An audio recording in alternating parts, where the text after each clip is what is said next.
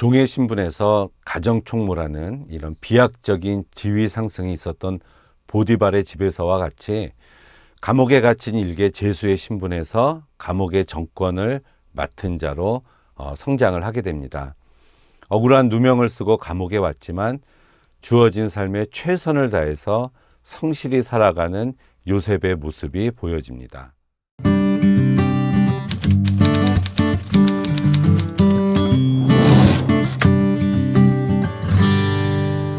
신뢰받지 못할 죄수들이 갇힌 감옥이라는 특수한 상황 속에서 다른 사람들의 절대적인 신뢰를 이 요셉은 얻게 됩니다. 삶의 현장에서 다른 사람의 신뢰를 받음으로 하나님께서 함께 하심을 나타내 보여주는 본보기와 같은 삶을 산 것이죠. 감옥 안에서 자신의 무고함과 억울함을 항변하지 않고 하나님의 선하신 뜻을 믿고 기다리면서 요셉은 주어진 고난을 감수했습니다.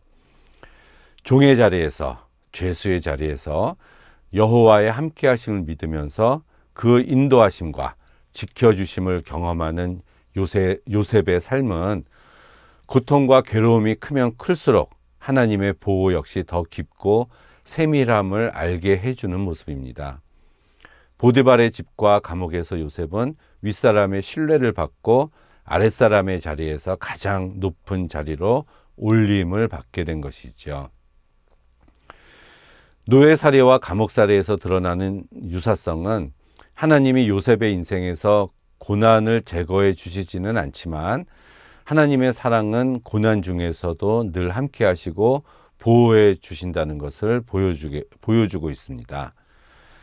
감옥은 인간의 모습이 가장 쉽게 일그러지는 곳입니다. 인간의 영혼이 가장 쉽게 상하는 곳. 감옥에 한번 들어갔다 나온 사람의 내면은 감옥에 가기 이전보다 더욱 황폐해지기 쉽습니다. 아무리 건강한 정신을 갖고 있는 사람이라도 감옥에 갇히면 무기력한 인간이 되거나 폐인이 되거나 더욱 악한 인간이 되기도 합니다. 요셉은 3년이나 감옥에 있었지만 하나님의 인자하심이 더해졌습니다. 그래서 요셉은 앞으로 더욱 단단한 인간, 온전한 인품과 자애로운 영혼을 간직하는 인간으로 성숙해져 갔습니다. 이 모든 것이 가능한 이유는 항상 나오는 여호와께서 요셉과 함께 하심이라 라는 말씀으로 성서가 증거를 해주고 있습니다.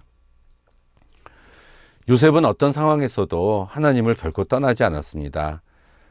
하나님을 떠나면 그때 우리 인간은, 사람들은 병이 듭니다. 호세아서에 보면 너희가 불의함으로 말미암아 엎드려졌다. 이스라엘이 하나님을 배신함으로 병들었다라는 말씀이 있죠. 이스라엘이 병든 것은 하나님을 떠났기 때문입니다. 그래서 병든 이스라엘이 회복하려면 다시 하나님께로 돌아올 수밖에 없습니다. 요셉의 생애는 불행한 운명에 빠졌던 한 젊은이의 눈물겨운 성공담이 아니라 하나님의 구원 역사 안에서 이루어지는 일종의 거대한 대화 드라마라고 볼 수가 있습니다. 하나님은 요셉을 통해서 대기근 중에 온 세상 사람들이 굶어 죽지 않도록 보살피시고 이스라엘 후손들을 애굽으로 이주시켜서 이스라엘이라는 큰 민족이 형성되도록 발판을 마련하시기 위함이었습니다. 한 개인이 세상을 바라보는 관점을 바꾸는 것만으로도 삶의 여러 부분이 크게 변화한다고 이야기를 합니다. 나만 바뀌면 된다는 것이죠. 스스로가 일상에서 마주하는 일들을 어떻게 바라보고 규정하느냐에 따라서 자신의 운명이 변화될 수 있습니다. 인생을 가까이서 보면 비극처럼 보이지만 멀리서 보면 아름다울 수 있기 때문에 그렇습니다. 형들에 의해서 구덩이에 던져졌을 때 신앙적인 전환점이 되었을 겁니다. 야곱이라는 작은 세계 속에서 벗어나서 하나님의 품이라는 광활한 우주로 나오게 된 계기였습니다. 세상의 작은 테두리, 가족이라는 작은 관계 속에서 떨어져 나왔지만 하나님이 함께 하시고 돌보아 주시는 커다란 하나님의 품에 안겼기 때문에 이후에 어떤 역경과 고난, 억울함도 요셉의 인생을 흔들어 놓을 수 없었던 겁니다. 구덩이 속에 던져진 순간 옛 요셉은 죽고 구덩이를 나온 순간 새로운 요셉이 탄생한 것이죠. 구덩이 속에서 참 하나님과 대면했던 것입니다. 그래서 요셉의 승리는 하나님이 함께 하심으로 이루어진 것입니다. 하나님이 늘 함께 하셨고 요셉은 그 하나님께 언제나 순종했다는 것이죠. 이렇게 하나님이 함께 하심으로 늘 형통하게 됐다는 말씀 속에 반복되는 주제는 하나님께서 함께 하시면 축복이 있다라는 말씀이 되죠. 그렇기 때문에 그 누구도 당할 자가 없다. 그렇지만 두 번째 단계는 그렇다고 하더라도 그의 인생에서 고난은 사라지지 않는다는 것입니다. 그러나 더 중요한 것은 그러나 그 고난 속에서도 하나님이 함께 하심으로 형통케 하신다는 말씀입니다.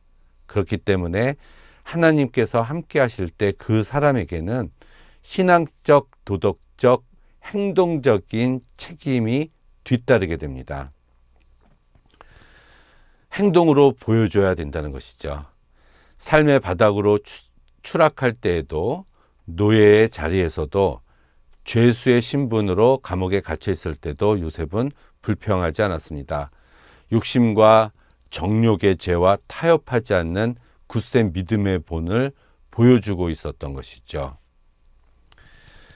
그리스도께서 우리를 부르신 것은 우리로 하여금 그리스도께서 걸으신 고난의 발자취를 따라오게 하려 하심이었습니다.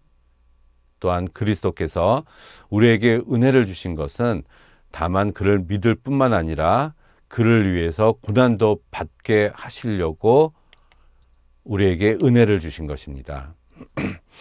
이처럼 오늘 요셉의 고난이 먼 훗날 이스라엘의 구원과 연결되듯이 우리의 고난도 내가 지금 당하고 있는 이러한 역경도 반드시 그리스도의 영광을 드러내는 고난이 될 것입니다. 또 그렇게 되어야 합니다. 그러므로 하나님과 함께하는 삶을 통해서 고난과 역경 속에서도 묵묵히 성실하게 주어진 일들을 감당함으로써 하나님께서 함께하심을 모든 이에게 드러내는 삶을 우리들은 살아가야 될 줄로 믿습니다.